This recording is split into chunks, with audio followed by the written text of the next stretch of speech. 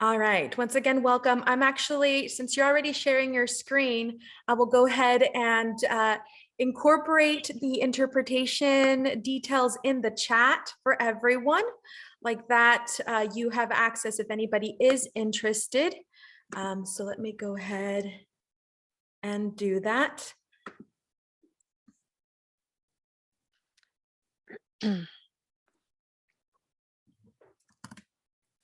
All right, I am adding it right here. Okay, Alicia, this is Yelka, the interpreter. I can also do the introduction and provide everyone with the phone number and the code. Excellent, thank you. Yes, I'll go ahead and let you do that now. Okay, thank you, Alicia. Good afternoon. In order to facilitate language access, we will provide simultaneous interpretation between English and Spanish. My name is Yelka, and I will be your interpreter. For those who wish to hear this session in Spanish, we invite you to call this number 667-930-8443 and enter this access code 210-1610. Once you are in the call, please put your phone on mute. Buenas tardes. Con el fin de facilitar el acceso lingüístico, proporcionaremos interpretación simultánea entre el inglés y el español. Mi nombre es Yelka y seré su intérprete. Para aquellos que desean escuchar esta sesión en español, les invitamos a llamar a este número 667-930-8443 e introducir este código de acceso 210-1610. Una vez que estén en la llamada, por favor pongan su teléfono en silencio. Gracias. Thank you for that. Dr. Lucha Arevalo? Yes. Okay. Thank you for that. Welcome, everyone. For those of you that don't know me, my name is Lucha Arevalo. I am coming to you all straight out of my living room here in the city of Pico Rivera in LA County. And I guess to share a little bit about myself, and as I do that, feel free to also share a little bit about yourself in the chat. I go by she or they, them, theirs, whichever you prefer. And I'm actually from the city of Compton and recently moved to Pico Rivera actually to be closer to work. I teach at Río Hondo College and it is my third year there in the Chicanex Studies program. And I have an extensive experience in ethnic studies. I will say I've been teaching in ethnic studies for a little over a decade now. I've taught at the Cal State system, the UC system. I've taught high school students. I've done professional development for teachers who are either developing curriculum in ethnic studies or who are building programs in their school districts. I also have a long experience of activism in the community since I was a teenager. I think I've always been very motivated to give back to my community, and that's looked very differently throughout my life. And so a lot of what I will be sharing today is kind of inspired by that. When I first went to the university, UC Santa Barbara, I went in thinking I was going to study only sociology because that was the only kind of major that I could ever think about that would be a way to kind of give back, study society and give back to my community, right? But I remember taking my very first Chicano studies class and my first semester there actually. And I was like, this is what I want to do, right? I want to study the past of my ancestors and society. And specifically, I want to think about the problems that I encounter as a little brown girl growing up in the city of Compton. And so I think that kind of first curiosity really pushed me to continue with, sociology, eventually Chicano studies, Black studies as well.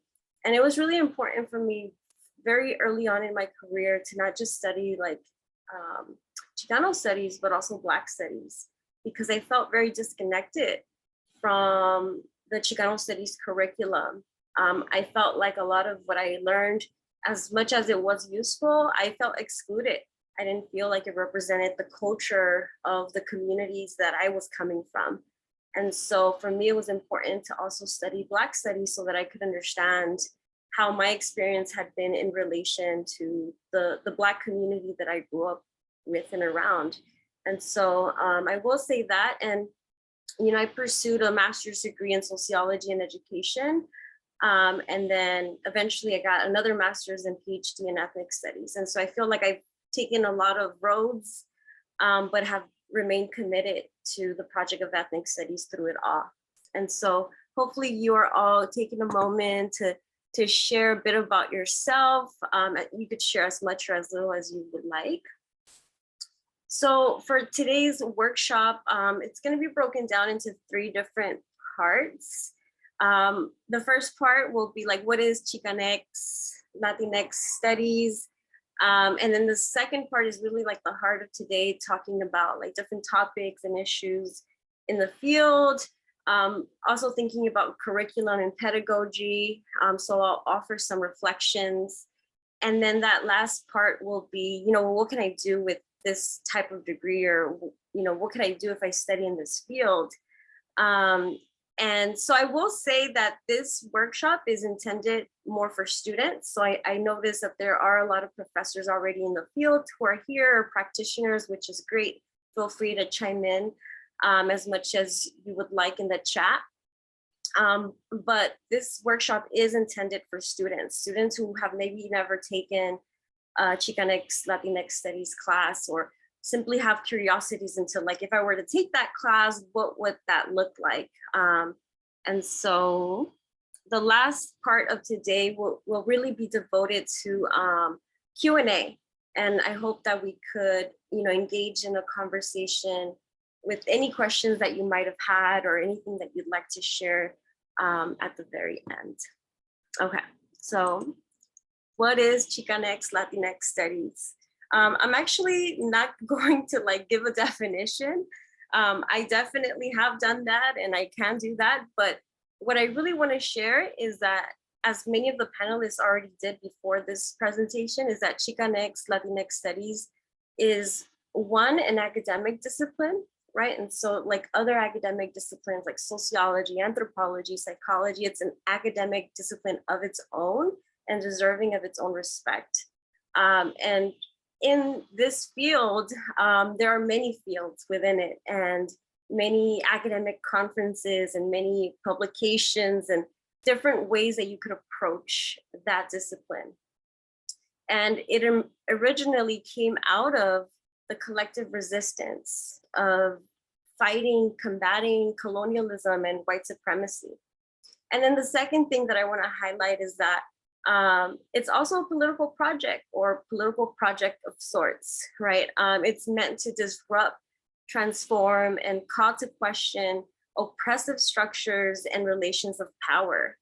And so this is why a lot of times the work that is produced out of ethnic studies isn't well received, or even educators or students in the fields, right, tend to engage in a lot of work that is a disruption, because that is what it's intended to do. It's not intended to be absorbed into and incorporated into the existing system, but instead be a mechanism of transformation, of change, right? And so those were the 2 things that I really wanted to share. And we have seen it all across, I actually wrote my dissertation talking about the privatization of public education, where I highlighted a lot of instances in which teachers and students and parents were reprimanded for either trying to incorporate ethnic studies into their classrooms, into their schools, or into their school districts, were either fired, reprimanded, or retaliated against. And so for me, this really sits, really close to home. And I want to say that like this continues to happen, right? Ethnic studies educators are continuously under attack. Ethnic studies is meant to be a disruption to the institutions, not an absorption into that system, right? And I think that's an important role that ethnic studies plays within those existing institutions. So just last year, we saw Dr. Garcia Peña a professor that specializes in Latino and Caribbean studies at Harvard who was denied tenure. You know, there have been many of these types of instances where countless of educators have literally been pushed out of educational institutions for just teaching the field, for engaging with students. And I think a big part of this is that a lot of other traditional academic fields tend to be like, you know, we're going to present all perspectives and it's not biased, you know, and, you know, everyone's going to have their own opinion and that's fine. And I think the difference with ethnic studies and all of its fields is that we take a very, we draw a very fine line when it comes to things like racism, right? It's like, we don't just want you to not be racist, like we want you to be anti-racist, right? We don't just study about homophobia and transphobia and sexism, but we want you to actually engage in anti-sexist, anti-homophobic, anti-transphobic practices. Like we're literally trying to transform our world, our society, our communities, our families, ourselves. And I think that comes at the expense a lot of times of our jobs, you know, and the type of work that we want to do as we're doing that change. So I wanted to use this as an example. Here you have Professor Garcia Peña pictured with one of the greats, you know, and I feel like as I'm thinking about this, like how can we create space in our fields, in our classrooms, in our institutions for academics like Dr. Garcia Peña, in specifically like in my field, Chicanex studies, right? Where we, when we need to like, we really need to make an effort to center the experiences of Black Latinx people, right? And I feel like that still has been the critique that I've had since I was a student, where our field is and can be very, for example, anti-Black, right? And I think these are things that as we continue to grow as a discipline and within the political projects of ethnic studies, like we could really kind of wrestle with like, what does that look like? How can we change our curriculums so that they are more inclusive?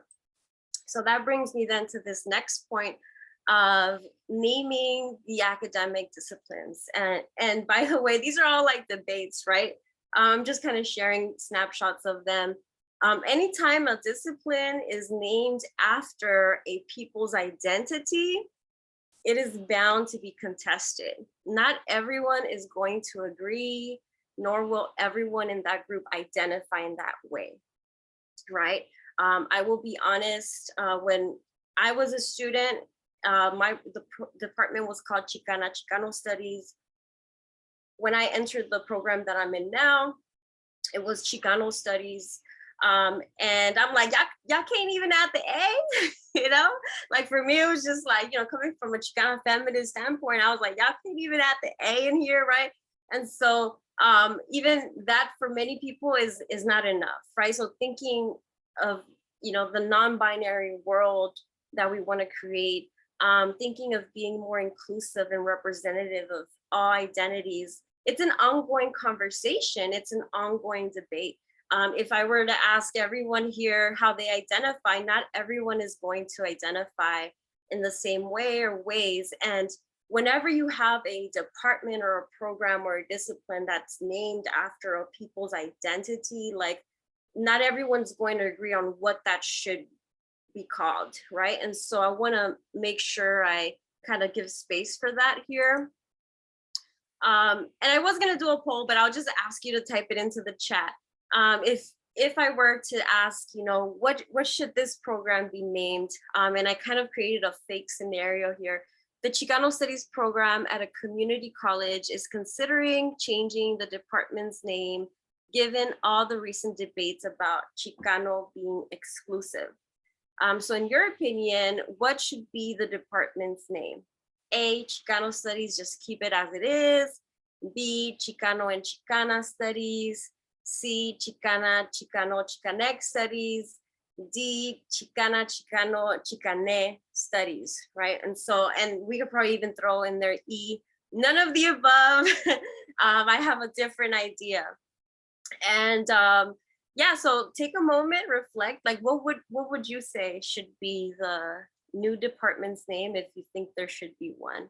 I see a lot of C's in the chat. Chicana, Chicano, Chicanex Studies. It's not my place to say because I'm not in the community. Thank you for that. Keep it the same. No need to change it. Yeah, thank you for those that are participating. You know, I don't think there's a right or wrong answer here. I think this really speaks to a lot of factors, right? The history of where that program is at. What is the reason behind the naming, and how does that community want it to be, right? So the people that it's going to impact, how do they see themselves? How do they maybe represent themselves? I mean, this is again like a bigger conversation. Some folks will say, well, what do the folks that are producing the scholarship, right? If you think about like national academic conferences, well, what do they call themselves? That maybe should be called what that's called. I mean, there's different ways of seeing it, but I did want to just make space for people's different opinions on this ongoing debate. And then up next, I also want to just highlight the beauty of ethnic studies in that it's a interdisciplinary field. It draws from many fields and places them in conversation with one another. So for example, if you're taking an intro to Chicanex studies class, students in that class could be reading texts that engage with the fields of anthropology, sociology, education, history, music, the arts, etc. And that all could be happening in one class, right? And so therefore, students of ethnic studies graduate with a diverse body of knowledge from many disciplines. And I think this is something that should absolutely be stressed to students, because a lot of times, students aren't really sure, like, well, what is that? Is that just like we're studying ethnic groups? We know it's a lot more than that, but that tends to be like the first impression that students have that have never taken a course in ethnic studies. And so additionally, ethnic studies is also not just interdisciplinary, it's transdisciplinary in nature, in the sense that it extends the boundaries of the fields that it engages with, right? So it's not just engaging with these different fields, but that is transcending even the limitations and the boundaries, or like the canons, we would say, of those fields, right? And so another thing that I think is really important to highlight is research. And this is why research in ethnic studies is so important. It is about taking your own curiosities and running with them. I like to borrow from author Zora Neale Hurston's description of research, which is research is formalized curiosity. It is poking and prying with a purpose. It is a seeking that he who wishes may know the cosmic secrets of the world and they that dwell therein. I'm glad that I had mentors, femtors, that allowed for my curiosities to grow, right? Because looking back now, that's really how it all began, and that's really what it was. A lot of times we think of research as a daunting endeavor behind a lab somewhere, or doing a survey or something like that, which it can be, but it really all just begins with our own curiosities. What are you curious about regarding your ancestry, your family, your neighborhood, your community, your city, education, relationships, health, etc.? And that curiosity is often the starting point of your research project. Research plays a huge role in the field of Chicanx, Latinx studies, because essentially at the end of the day, we know our communities best. And we have the best proposals for how to make change and create that change, and it should be documented. Research is a wonderful way to document the stories of our communities and our families.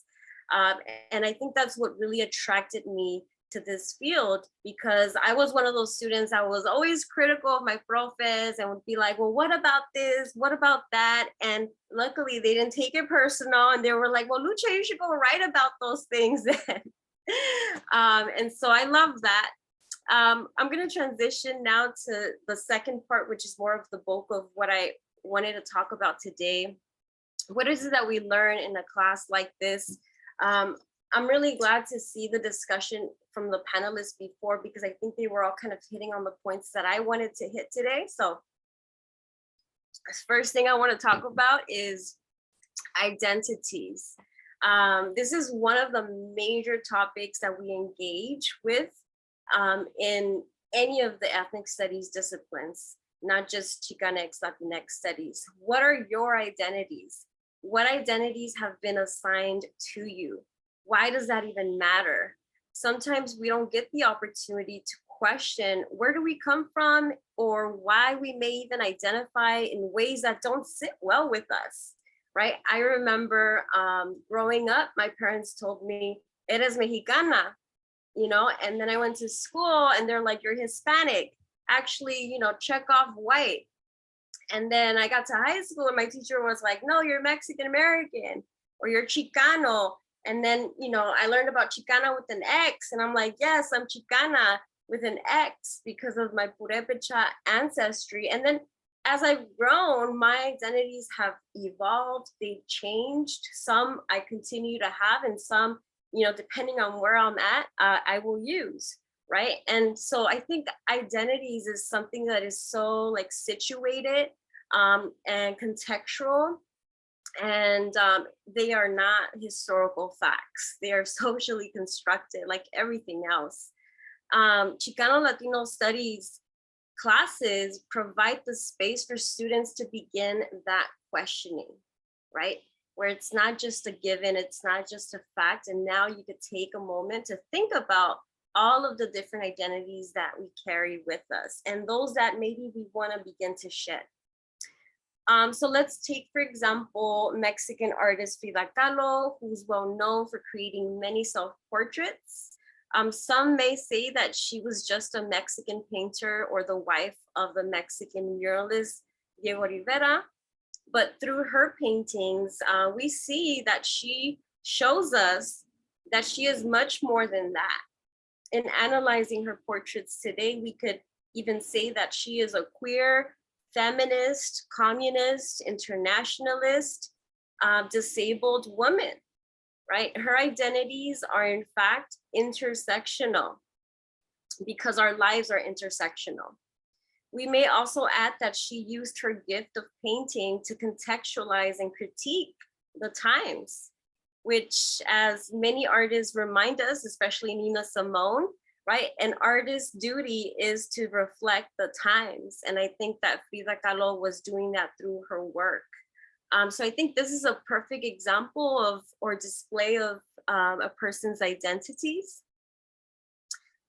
Another thing that we oftentimes engage with in the, the field of Chicanx, Latinx studies is thinking about our history and the history of our antepasados, our ancestors.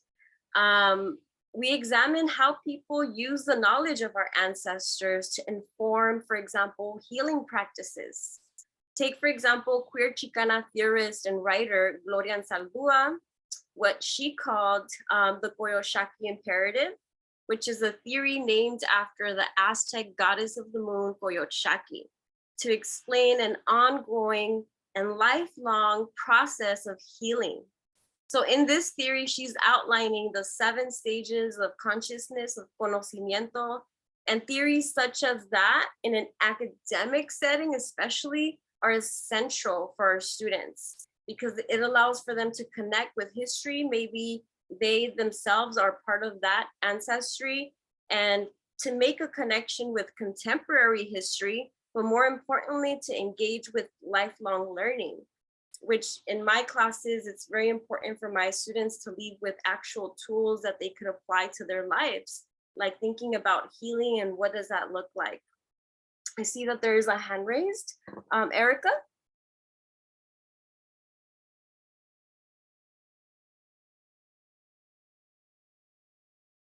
Erica, do you have your hand raised?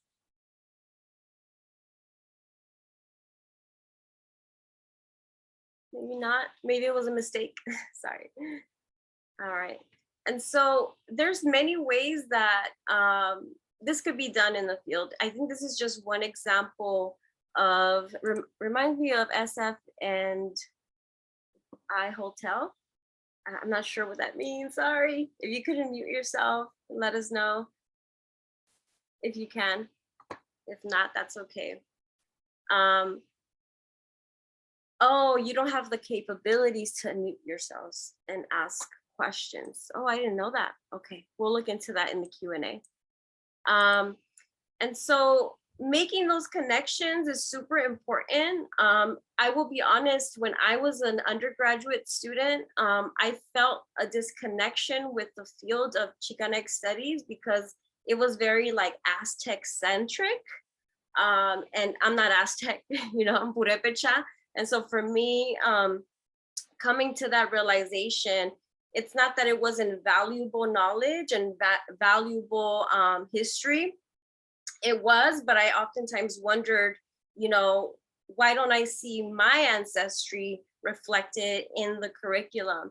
And so I think it's important for us to know who our students are and to help them engage sometimes in that process of decolonization, right? Uncovering some of that history that has been lost or erased, and just to begin a path of healing. And often that path of healing begins with conocimiento, with consciousness, being able to name things and identify them. Okay, so another thing that I wanted to talk about is immigration. I think this is a major topic within the field, specifically thinking from throughout all of Latin America and the Caribbean.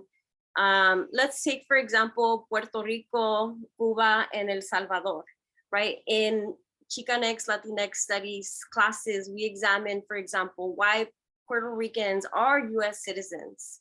Why has the US placed an embargo against Cuba for 60 years?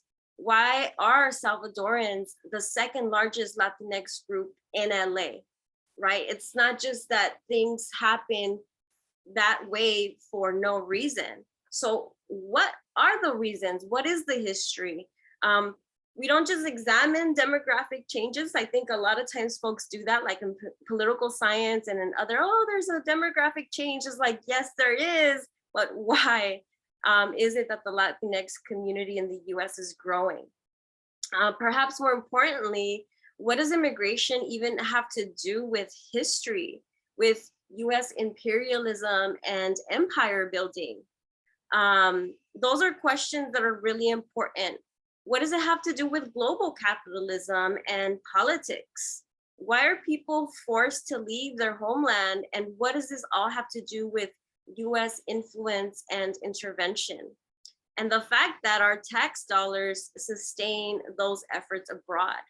So for many Chicanx Latinx Studies students, we get the chance to understand for the first time maybe how our families have been shaped by immigration. And we encourage our students to have an internationalist perspective on US history, culture, and politics. So in our classrooms, we could take a moment to question why, for example, right now, Haitians and Salvadorians are not as easily accepted as political refugees versus, say, Ukrainians, right? It has everything to do with history, US relations. It has everything to do with empire building, right? And so these are the type of things that we look at and we study in these classes. I was not sure what to do. I wanted to talk about culture, and I just feel like our cultures are so diverse and they're so complex. We are not a singular group, a monolith. We are very complex as a people, right? Even going back to that map that I was showing of Latin America, it's like the Americas is so vast.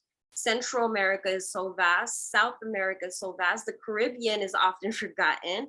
And so in our classrooms, we can for once, honor, celebrate, and make space for our Latinx students, their cultures, their histories, and an opportunity for them to also share their own perspectives and experiences. So like for me, when I was taking Chicanx studies classes for the first time, I mentioned earlier that I loved it. Of course, this was my first time learning about things like the Chicano movement, but I still felt a disconnection, right? I didn't feel like the movements of the time that I was involved with, for example, organizing walkouts as a high school student in South LA, like that, there weren't those opportunities to discuss what was happening right now in the classroom.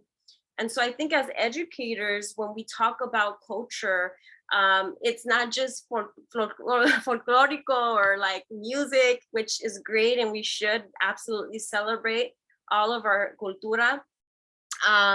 But it's also more than that. It's also like the culture that's produced because of our politics, of the communities that we come from, the neighborhoods that we grew up in, and how diverse they are. I remember going to the university and feeling like there were a lot of brown people that looked like me, but that were very like whitewashed, very assimilated, you know? And that for me was the biggest culture shock. You know, we oftentimes talk about the culture shock that our students experienced.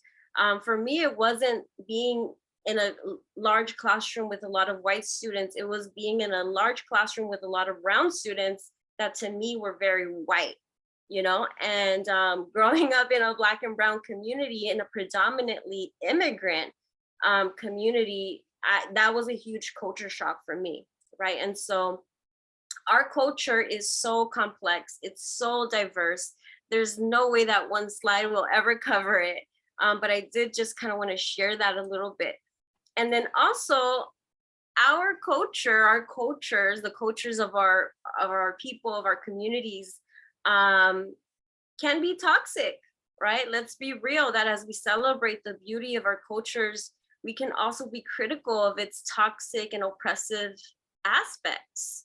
And so in classes, we are able to talk about, maybe for the first time, the anti-Blackness that exists within our communities, the anti-Indian that exists within our families, the anti-Asian rhetoric that we hear, you know, from our primos and our tios. For the first time, there's space for us to reflect on all the things that we've heard, the dichos that are problematic, the expressions that we've heard, and maybe the things that we ourselves have internalized, and be critical and self-reflexive about that too.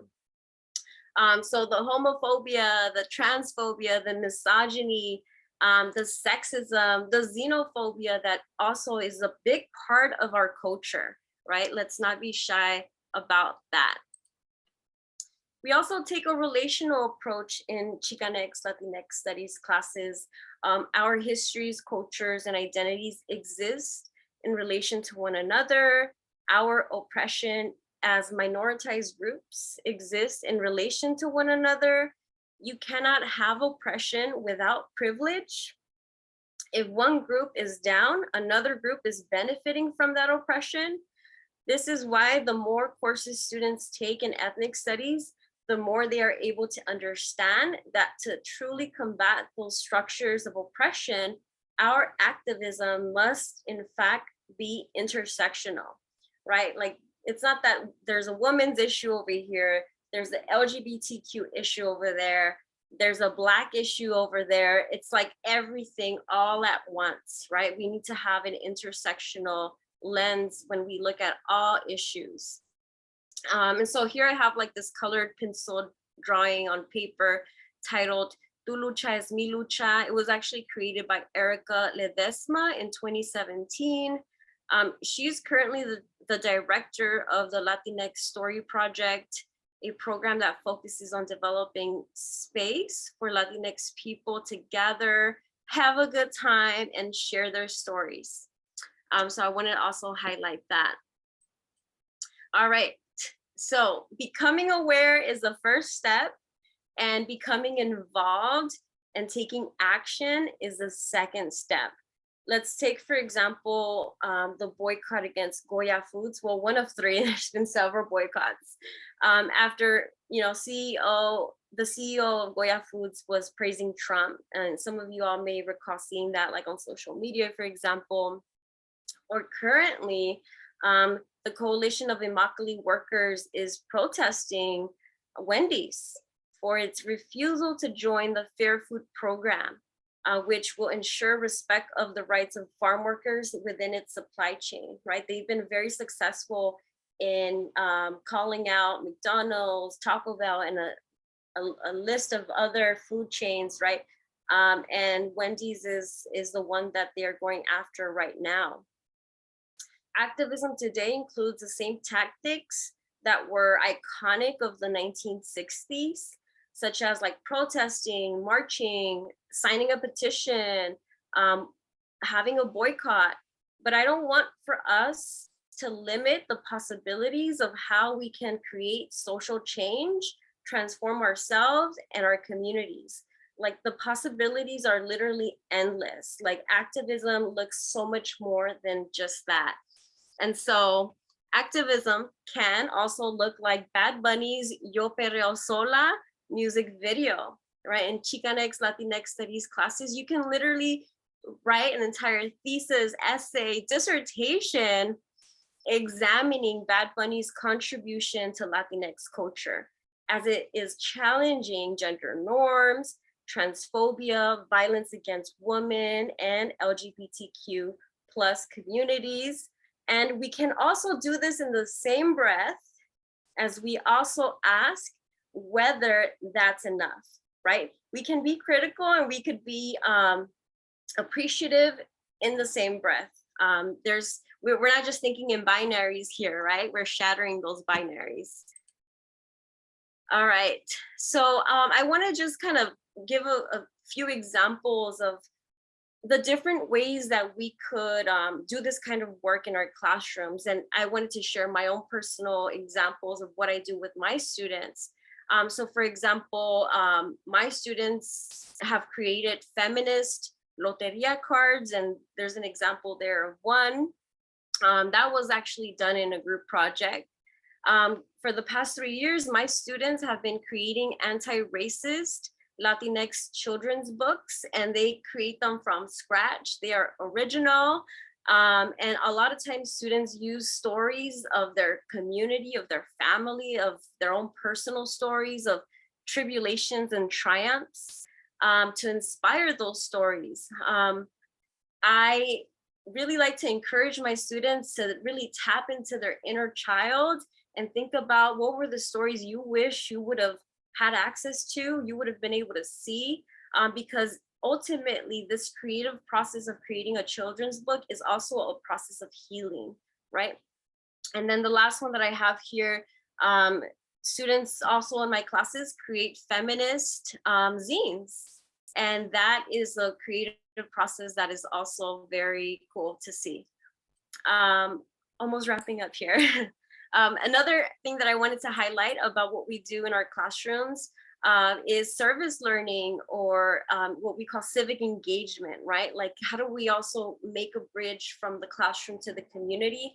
And I've been able to do that by partnering with different community organizations such as Chirla, Caresen, and here we see pictured with CIJA, the California Immigrant Youth Justice Alliance.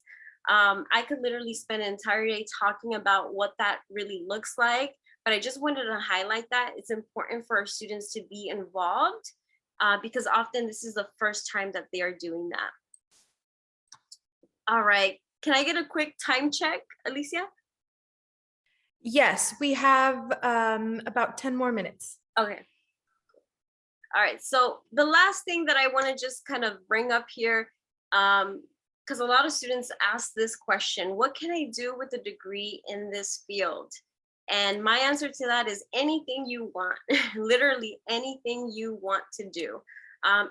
Unless you are going into a specific vocation where you are required to have like specific training or a certification or a certain degree in a certain field, then really you could do anything you want to do. I think perhaps the best way to tap into that is by asking yourself, you know, what are the problems that you want to help solve in society or in your family or in your community? What keeps you up at night? You know, what are the things that you're concerned about, that you're passionate about? What are you actually good at? What comes to you easily? And then the last question is probably the most important question. What brings you joy? What can you see yourself doing that's also going to bring you joy? And the skills that you gain in these types of classes are transferable to any career, whether that's critical thinking, creative thinking, problem solving, working in groups, public speaking and communication, and learning how to be a leader, having cultural sensitivity for difference and differences, being able to be resilient, building resilience and developing that vocabulary of like, oh, now I know what that phenomenon is called, right? Those are all the skills that you gain.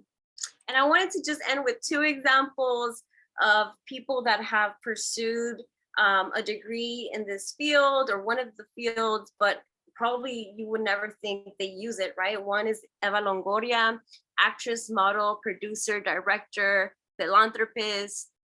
She runs 2 foundations. She actually got her master's in Chicano studies from CSUN. Her thesis had nothing to do with film or acting. It was actually the success of STEMs from diversity, the value of Latinas in STEM careers, right? And then the last one is Walter Thompson Hernandez. He's a multimedia journalist, author, and photographer. He got his master's degree in Latin American Studies. Before leaving to write for the New York Times, he completed a year at UCLA's Chicano Studies program, which is now Chicano and Central American Studies. He is the author of the book, The Compton Cowboys. And he never once took a class in journalism. He never once took a class in photography, but he is doing that. And he was able to apply what he has learned through the field of ethnic studies into what he does today. So thank you for that, everyone. I know we probably have like 5 minutes or maybe even less, but I definitely want to make sure that I leave some time for a quick Q&A.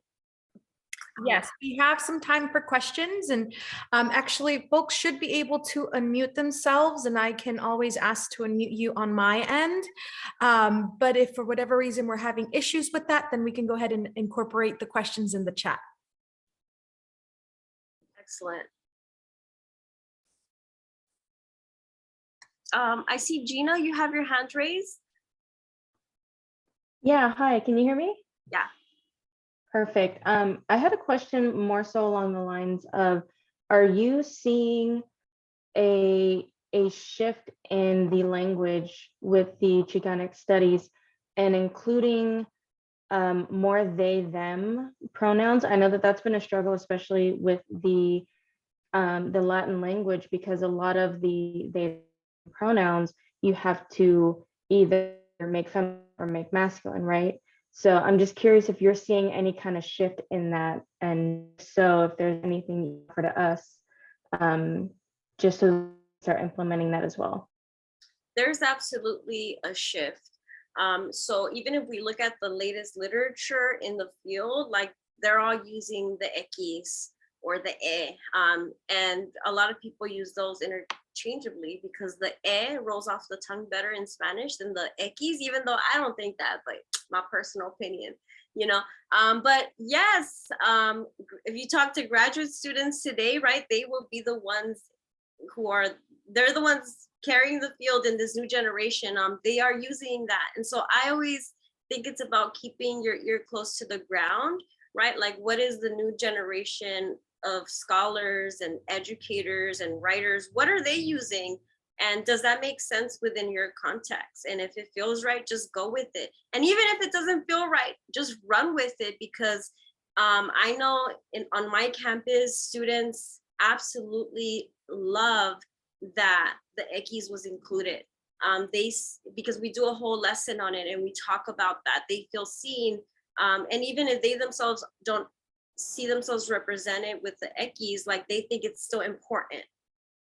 So yeah, I'm glad you asked that. I think, just see what makes sense within your context. For sure. Any other thoughts, comments, questions?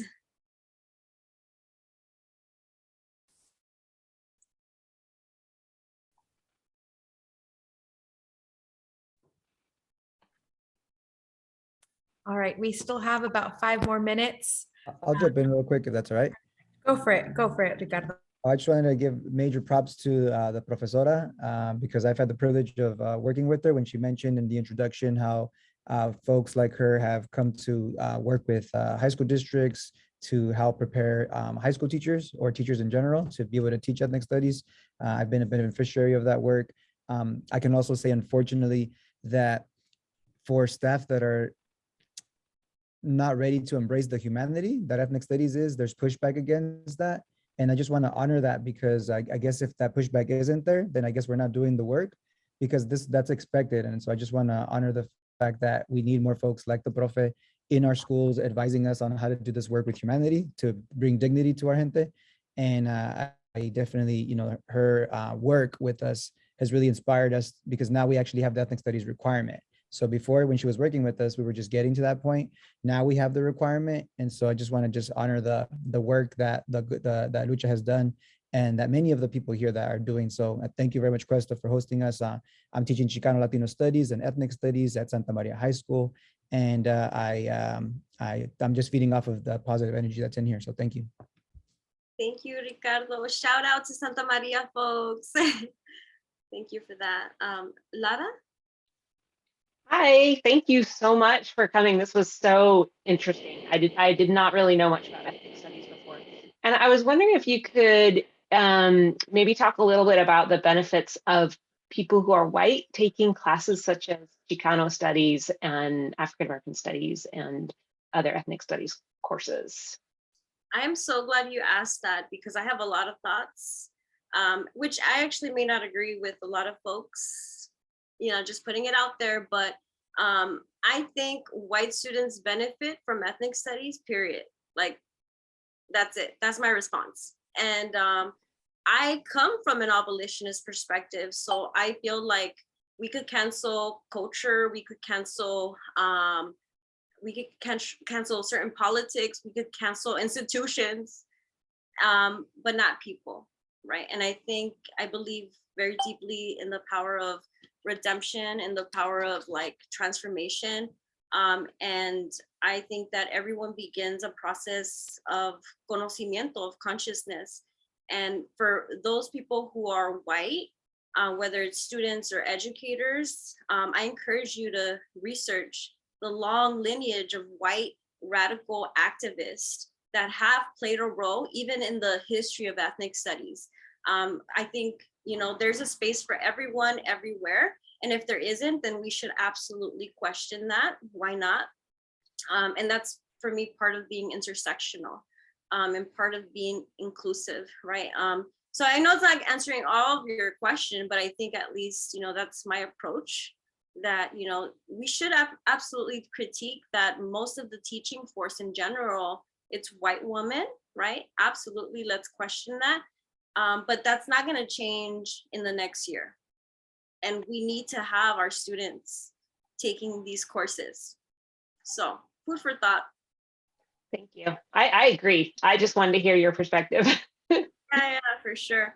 There's a question, any recommendations on books to read regarding ethnic studies or authors? Yes, there's such a long list. I feel like I need to create the list and then send it to everyone. So how about I actually do that? They have a Google Drive where people can put in resources and stuff. So I'll do that and then I'll put that in there and then you all could access it at some point. Because I'm not gonna go through that list right now. But yes, there's a lot of stuff, cool stuff out there. Any other questions? Last thought, last question. Thank you, everyone. All right, in just a few more, what I'm assuming seconds now, we will all get sent over to the breakout room.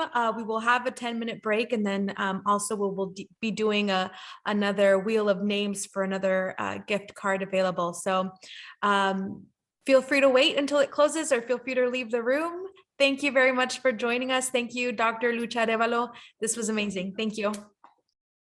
I'll definitely stick around for 56 seconds if anyone wants to chat.